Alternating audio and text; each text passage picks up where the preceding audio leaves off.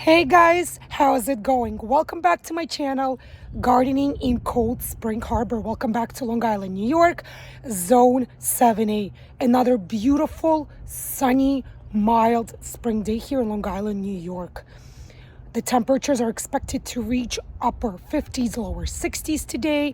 The skies are blue, birds are chirping, and contrary to yesterday, there's absolutely no wind.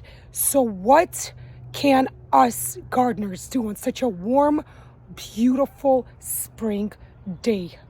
Today we are going to talk all about sowing and harvesting peas, you guys. Yes. And I am going to show you how I sow my peas in my raised garden bed right here behind me. Early spring season. So come with me on this planting, sowing journey today. And if you guys like this video, show me your support by clicking thumbs up below this video. Leave your comments below. Tell me all about your gardening experience. Have you been growing peas in the past? Have you sowed your peas already this growing season? How is the weather in the zones where you guys live? I love reading your comments. I love hearing all about your journeys and your experiences. And as you can see, I personally respond to each and every one of your comments. And of course, if you haven't yet done so, you could still subscribe to my channel by going below this video and clicking the subscribe button. Yes, it's that simple, guys, but it would make me very, very happy to see your support. And I love all of you, my loyal viewers and my loyal subscribers. And if you do not want to miss any of my new upcoming gardening videos, also click the bell icon below this video. YouTube will notify you every time I will upload a new gardening video. And now let's get started. Come with me. Let's talk all about peas. So peas are the quintessential spring crop, you guys. They're absolutely easy to grow. They are sweet, tasty, not finicky. And almost any gardener, whether you are a beginner, intermediate, or a professional gardener, can start and grow peas from seed in our home gardens. So peas are one of those pleasurable vegetables which you can grow in the spring. In fact, peas tolerate cold weather. They love colder weather. And in fact, they're one of those very, very few vegetables that can even tolerate light frost, you guys. So you can plant peas. You could sow your peas in your garden as soon as your soil is manageable. So in today's video, I'm going to go over major categories of peas, because of course, guys, there are different pea varieties which you may want to consider growing in your garden. Of course, I'm going to talk all about sowing your peas, taking care of your peas. Then we're going to talk all about harvesting our peas, and of course, everything you need to know about trellising your peas. Peas are one of the oldest cultivated crops in the world, and they are a staple in many areas of the world, including us over here in the United States. So in North America, we grow peas all the time, you guys. Like I mentioned before, peas love cooler weather. They're cold hardy, which makes them a perfect beginning of spring crop to grow. Also, another interesting fact about peas is that they do tolerate something we like to call having wet feet. What does that mean in our gardening world? That means that they are okay. They will be okay even if your soil is overly moist, which is another reason why peas are a perfect crop to go in the spring. As you know, spring and Mother Nature, we have our fluctuating temperatures, we have our winds, and of course, we have that frequent, sometimes consistent rainfall in the spring. But peas will be just fine. In fact, they prefer to grow and to thrive in such weather conditions. So I have heard from many of us fellow gardeners how we try to start and grow our peas in the summer, and then essentially things didn't go right. Our peas failed to thrive, failed to bloom, and eventually started to yellow and die off. Guess what, guys? Initially, I made absolutely the same mistake, and no, I am not ashamed of it, and I wanted to share this mistake with you guys. Why did that happen? What did I do wrong? So I started to read through my gardening books, and I pinpoint exactly what mistake I made. Peas start to fail to thrive when air temperatures exceed 80 degrees Fahrenheit. They stop blooming, they stop producing the pea pods, their bottom leaves start to yellow, and essentially the plant dies out unless you can create moderate amount of shade for your pea plant, causing the surrounding air temperature to drop below 80 degrees, below 75 even, I would say. Then you should highly consider growing and sowing your peas way earlier in the season, like now in the beginning of April.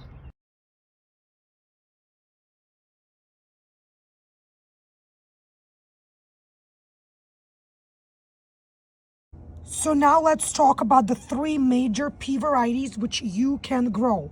So the first are your shelling peas, second major variety are your snap peas, and the third major variety are our snow peas. Then we do have our sweet peas, but those peas are typically grown for flowering purposes, not for consumption and or eating purposes.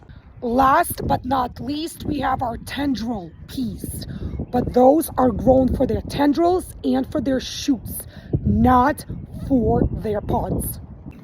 Now I wanted to quickly and briefly go into just a bit of a detail about each of the major three pea varieties, so you guys have a better understanding about each one, should you choose to consider which ones you want to grow in your home garden. Let's get started.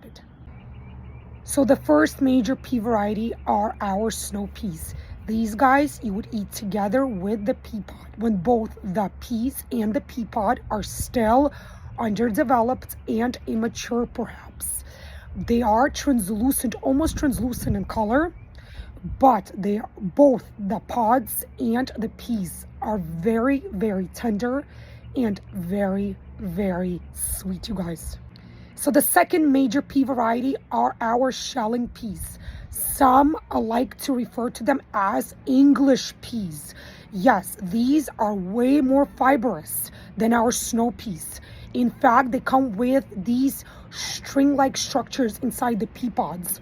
So when you pull off the pea pod, you do have to remove those string-like structures prior to eating your peas. When it comes to shelling pea varieties, we do not eat the pod, you guys, unlike the snow peas. Here, you would discard of the pod. It is, again, very fibrous, and you just enjoy the peas. And then we have our snap peas, which I like to refer to as the best of both worlds. It is a cross between our shelling peas and snow peas. In this case, you can eat the pod and the pea itself like you would with the snow peas, but the pod itself is not as thin, not as translucent, and not as delicate as the snow peas. However, it is thin enough to be eaten and absolutely very sweet and delicious. Now, let's talk about what varieties you might want to go with. So you can choose a shorter, bushier variety, or you can choose a classic variety for which you would require some sort of a trellis, whether you build yours at home from scratch or you purchase one. So the classic varieties can get as tall as 6 to 7 feet. So you do want to consider a taller, higher trellis if you do decide to grow the classic varieties. So there are potentially two ways to start growing your peas at home. If for timing reasons or spacing reasons, you decide to start them indoors in your seed starting trays, you could essentially do that, but I do not recommend that, and I will talk in a second to you about why I do not recommend that. Another way is to start them directly in your garden, whether it's in a raised garden bed or directly in your soil outside in the beginning of spring season. I personally prefer and highly recommend directly sowing your peas in your home garden in the soil. Not only will this be better for your peas, you won't be disturbing their root system when you are transplanting, and also it will make your life so much easier. I'm sure most of us gardeners have seen what pea seeds look like, but just in case some of us are new to this gardening world and gardening in general, this is what pea seeds look like. They are essentially overgrown, dried peas. If you are indeed choosing to start your peas indoors in your seed starting trays, all you need is a seed starting tray. This is just an example, you guys. This has 6 cells in it. You can have seed starting trays with smaller cells, with more cells. I believe some come with as many as 24, 36 cells in them. Make sure you have drainage holes on the bottom. So you pre-fill it with a seed starting mix. You take 2 or 3 of your pea seeds and you plant them in the middle. I like to put 2 or 3 together. I buried about 1 inch deep or so, and I just cover it up with the soil. And you do exactly the same thing with each of your cells. And of course, do not forget to water your peas. So once your pea seedlings will come up, make sure you will be on point with your watering. Why? Because peas are a shallow rooted plant, especially early on. You want to make sure your soil is consistently and constantly watered. Be very diligent with watering.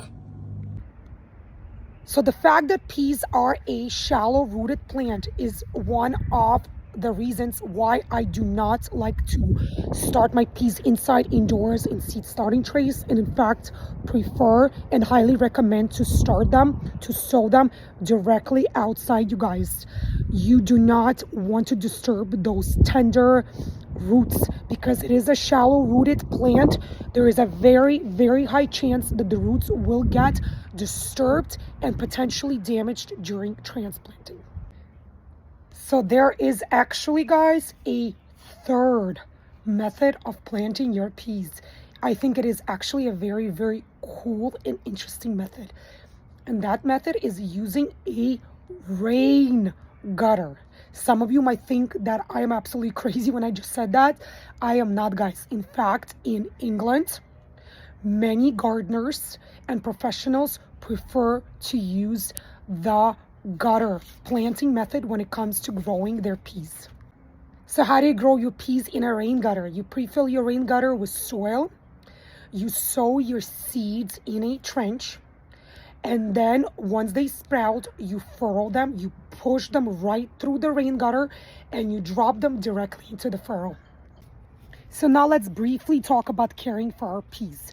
As I said before, watering is absolutely crucial and essential, especially in the beginning stages, because peas are shallow-rooted crops. When you are planting peas, they like sun. They prefer sun. So choose a location with 6+ hours of direct sunlight a day. Also, peas are climbers, just like beans.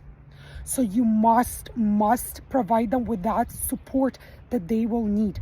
You will need to either build or purchase a trellis for your pea plants. So some of you might ask me, how many pea seeds can I sow, say, in one raised garden bed? Actually, quite a few, guys. Peas are one of those very few vegetables which do not mind overcrowding, because again, they have shallow roots. If you sow close together, a whole seed pack next to each other, guess what? Your seeds, your peas will be just fine. They do not need that much space for their roots, and they will not compete with each other for water or for nutrition. So I say, go for it. Fill up that garden bed with those beautiful peas. Another question you guys might ask is, why do I need this trellis? Why should I waste my time or my money, whether purchasing it or building it? As soon as you sow your peas, they will grow something called a tendril. And once the tendril will grow out, and as soon as it hits something solid, such as one of these barriers, it will attach itself to it. It will start wrapping around something solid, basically like a hair curl. And that is exactly how the pea plant supports itself, by grabbing and wrapping around solid things such as a trellis. So now let's talk about peas and pests and or diseases. Actually, there is pretty much none.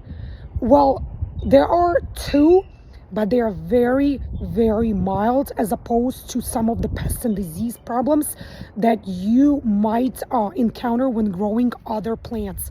So the two issues that you might potentially encounter with peas, but again, it's very mild. One is powdery mildew. But how do you control that? You make sure your plant has plenty of air circulation. Try not to water the leaves of your pea plants, meaning do not just drench water on top of your plant. Try to water the root system, the soil. And also make sure there's plenty of sunlight for your pea plant. So one of the easiest ways to prevent powdery mildew on your peas is, yes guys, again, planted when the air temperatures are cooler. Powdery mildew tends to get a bit nasty and out of control when our air temperatures start to rise. We can manage it better and get it fully under our control when the air temperature is still cool. Another potential disease your pea plants can encounter is called a mosaic virus. Again, I have never encountered that issue or that disease. Maybe some of you have. Why don't you leave me comments below and let me know, what quantities do you grow your peas in? Have you seen any pests and or diseases when it comes to your pea plants? Let me know below, guys. Share your gardening experiences with me. I love reading all about them. So one more topic of conversation we need to cover when it comes to peas is, of course, harvesting. When can you harvest and enjoy that bunch of deliciousness that you work so hard planting and growing?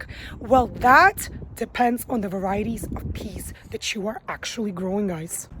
So our snow peas will be the earliest pea varieties that we can harvest. Again, because we consume it when the pea pods and the peas inside the pods are still tender and immature. So this pea variety you can harvest 40 to 50 days after you sow your peas.